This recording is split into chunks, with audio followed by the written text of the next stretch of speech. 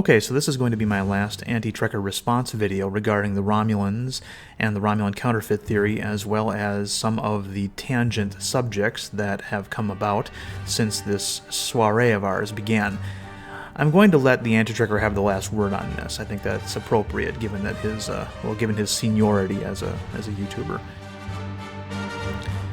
In his last video, the link for which I have provided in the comments below, he said some inaccuracies regarding things that I've said, along with some other details that I think need to be addressed.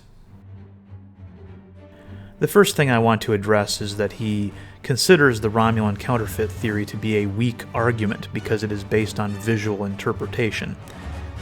It's actually based on a little bit more than visual interpretation of the ships, but continuing on, Anti-Trekker then attempts to make a real-world comparison. Now, there's nothing wrong with making a real-world comparison. I use them all the time when discussing Star Trek, and I will be using one in just a few minutes, in fact. But I feel Anti-Trekker's real-world comparison is rather weak and invalid, and actually supports my side of the argument rather than his. He states that making the visual assessment of a Romulan TOS ship and the TOS Enterprise, and stating that they look similar, and therefore Romulans are attempting to make their ships look visibly similar to Starfleet ships, is inherently flimsy and superficial as an argument. He then makes a point of saying that he's disappointed in me for making this argument, and uses the real-world example of two fighter jets, one from the US and one from Russia, and states that the fact that they are largely identical is not evidence that one is copied from the other. Here's where his comparison falls apart. Jets are designed to travel through and fight in atmosphere. Realistically speaking, there's only one way to design a fighter jet right now. He even says that in his video. That's why they all look very similar. They all have to do comparable things and account for real-world factors like heat and friction and aerodynamics. Now, contrast this with starships that we see in Star Trek. The starships of Star Trek come in all shapes and configurations. We see ships that are shaped like birds. We see ships that are kind of shaped like cobras and whales, and a whole host of other shapes. We see ships with saucers, ones that have nacelles extended away from the hull. We see ships that have nacelles and warp components embedded in the primary hull. We see unimaginative designs like the Borg cube and the Thessarius sphere ship. We see bizarre designs like the Xindi insectoid ships and the Ferengi vessels. Why? Because they don't have to worry about things like aerodynamics in space. These races have a lot more freedom to make their ships look pretty much like anything they want them to look like.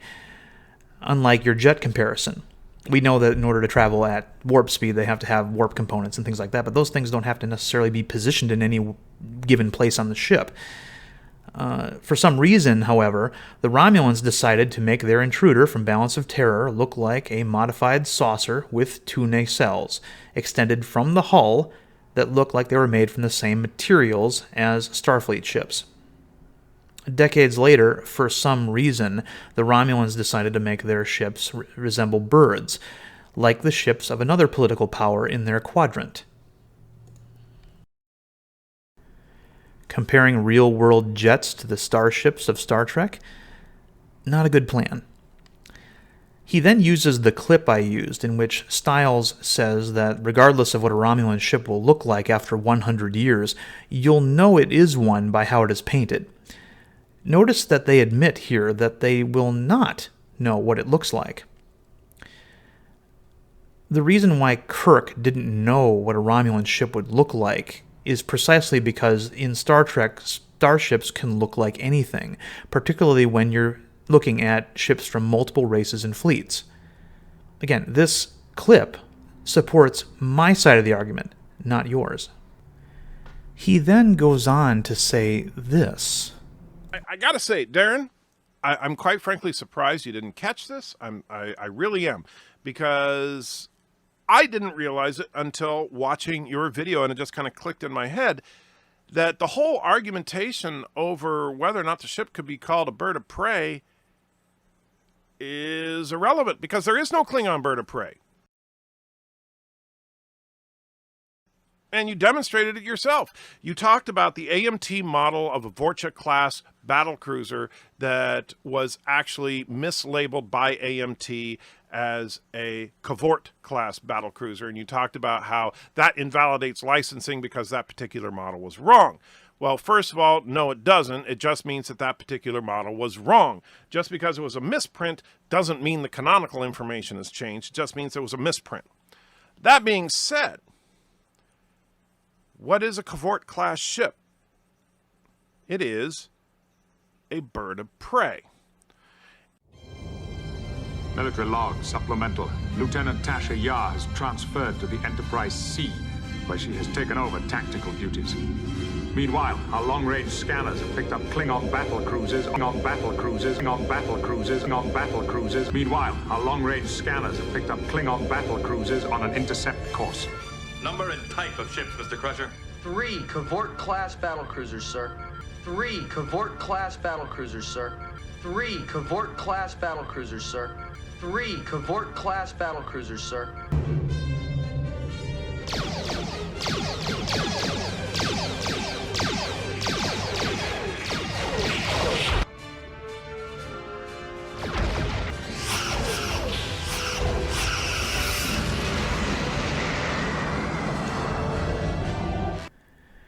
The AMT model kit shown here, which I brought up as evidence why you cannot use licensed model kits as evidence in your argument supporting canonical ship names, was called a Cavort-class battlecruiser. However, the ship that was actually in the kit was never referred to canonically as a Cavort-class battlecruiser. It was, in fact, a Vorcha-class attack cruiser, which is a different type of ship than a battlecruiser. The Cavort class is only identified in one episode.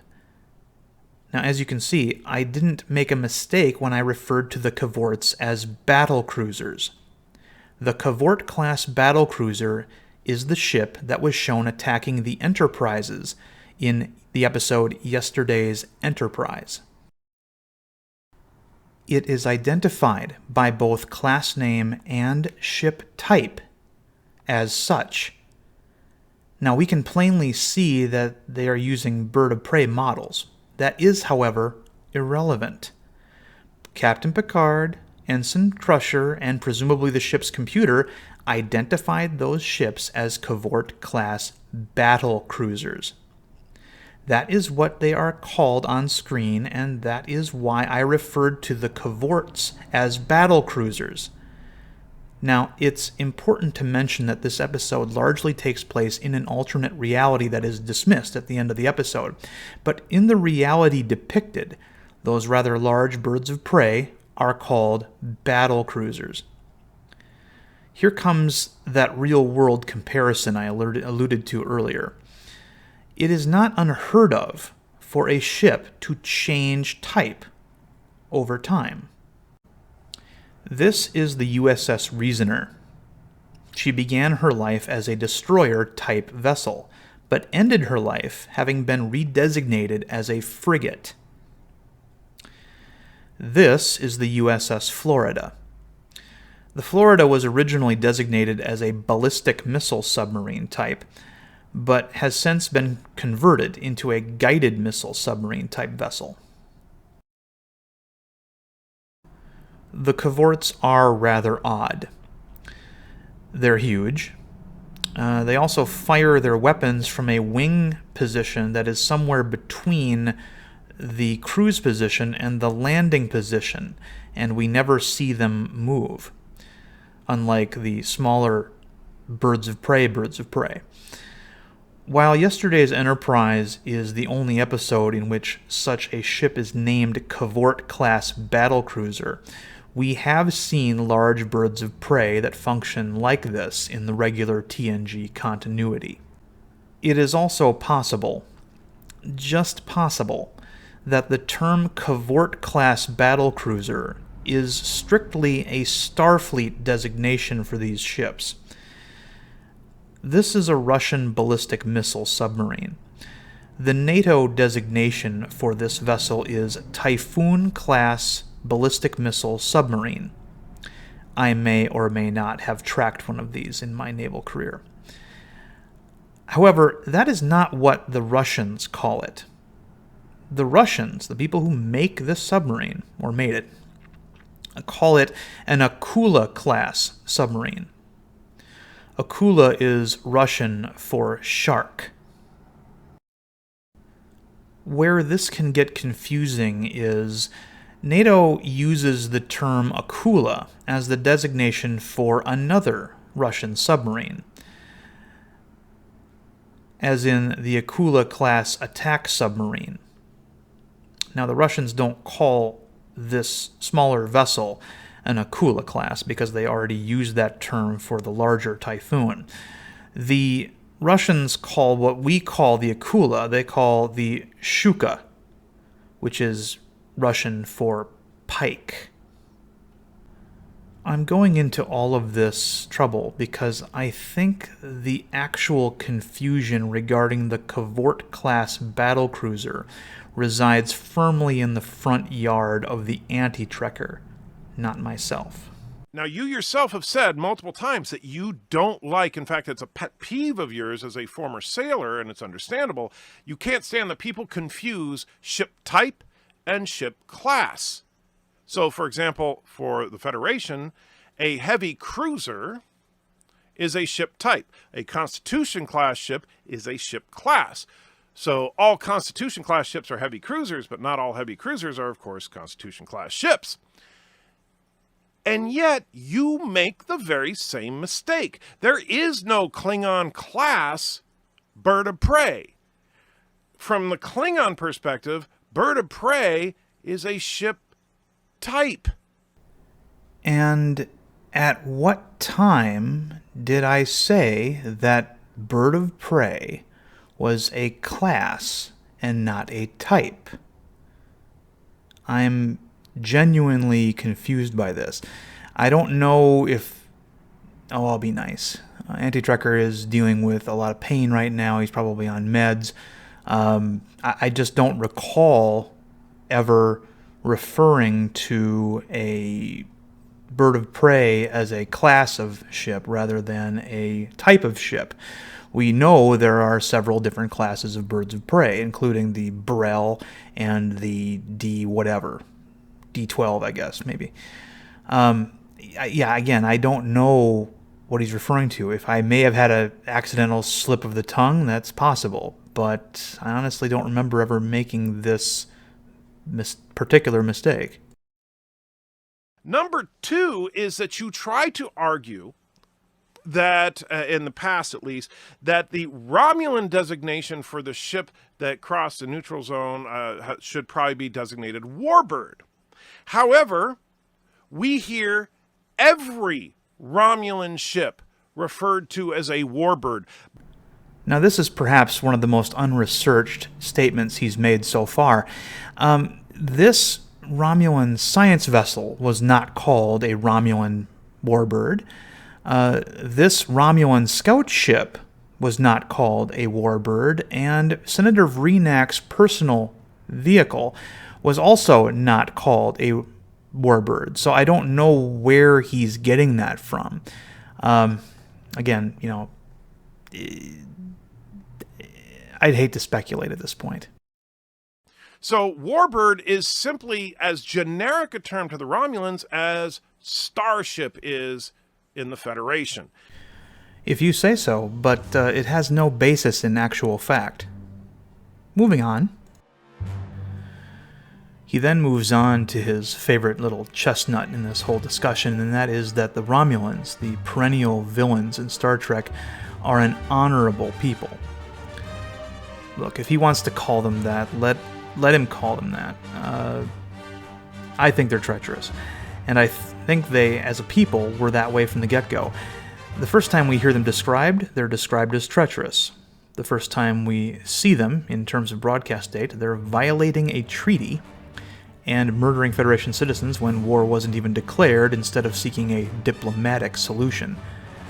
And like I said, everybody says they're honorable, even the Klingons. As much as I like the Klingons, I could make the same argument for them, that they bluster and brag about being honorable, but then they put cloaking devices on their ships.